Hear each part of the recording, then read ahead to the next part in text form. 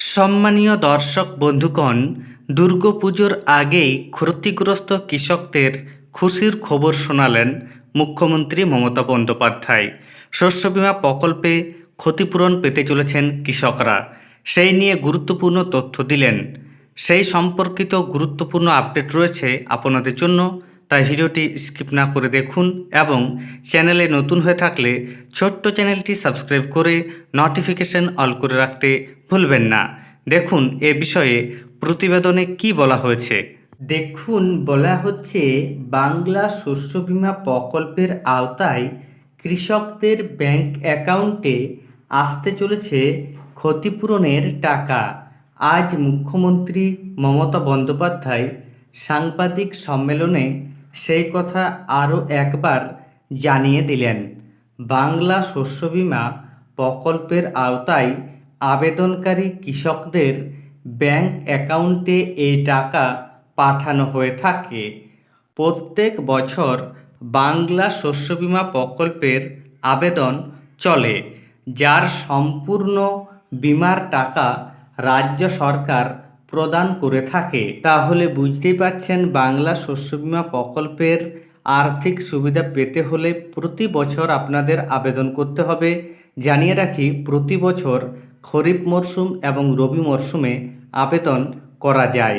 সম্পূর্ণ বিনামূল্যে কৃষকেরা বাংলা শস্য বীমা প্রকল্পে আবেদন করতে পারেন।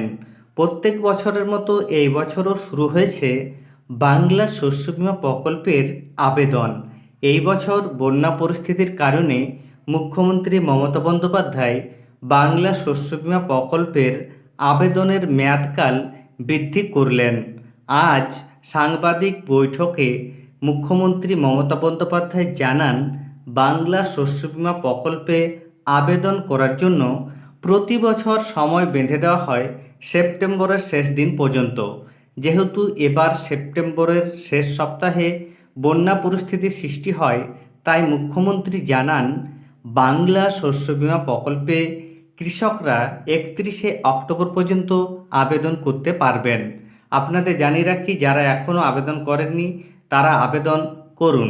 এছাড়া কি বলা হচ্ছে দেখুন, বাংলা শস্য বীমা প্রকল্পে আবেদন করতে হবে অফলাইনে, অর্থাৎ আবেদনকারীকে আবেদন ফর্ম সংগ্রহ করে তা সঠিকভাবে ফিল আপ করে উপযুক্ত নথিসহ নির্দিষ্ট কৃষি অফিসে জমা করতে হবে।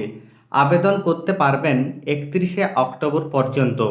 মুখ্যমন্ত্রী মমতা বন্দ্যোপাধ্যায় জানান, বৃষ্টি যেই কমে যাবে চাষিরা বাংলা শস্য বীমা প্রকল্পের টাকা পেয়ে যাবেন। এই মুহূর্তে পশ্চিমবঙ্গের বিভিন্ন জেলা জুড়ে কৃষকদের কী পরিমাণ ক্ষতি হয়েছে তা খতিয়ে দেখার কাজ ইতিমধ্যেই শুরু হয়েছে। পাশাপাশি চলছে আবেদন গ্রহণ প্রক্রিয়া। বাংলা শস্য বীমা প্রকল্পের আবেদন ফর্ম আপনি নিকটবর্তী কৃষি অফিস থেকে সংগ্রহ করতে পারবেন। এর পাশাপাশি বাংলা শস্য বীমার অফিসিয়াল পোর্টাল থেকেও আবেদন ফর্ম সংগ্রহ করে তা জমা দিতে পারবেন। আবেদন ফর্মটি নিকটবর্তী কৃষি অফিসে আপনারা জমা করুন। তাহলে বুঝতে পারছেন, মুখ্যমন্ত্রীর ঘোষণা অনুযায়ী খুব শিগগির ক্ষতিগ্রস্ত কৃষকদের শস্য বীমা প্রকল্পে টাকা দেওয়া হবে। এই মুহূর্তে বিভিন্ন জেলা জুড়ে কৃষকদের কী পরিমাণ ফসল নষ্ট হয়েছে তা খতিয়ে দেখছেন কৃষি আধিকারিকরা, এবং কয়েকটি ব্লক বা কয়েকটি জেলার যে রিপোর্ট ইতিমধ্যেই নবান্নে পাঠানো হয়েছে বলে সংবাদপত্র মারফত জানা যাচ্ছে। এ ব্যাপারে আরও বিস্তারিত আপডেট এলে আপনাদের সামনে তুলে ধরব। ধন্যবাদ।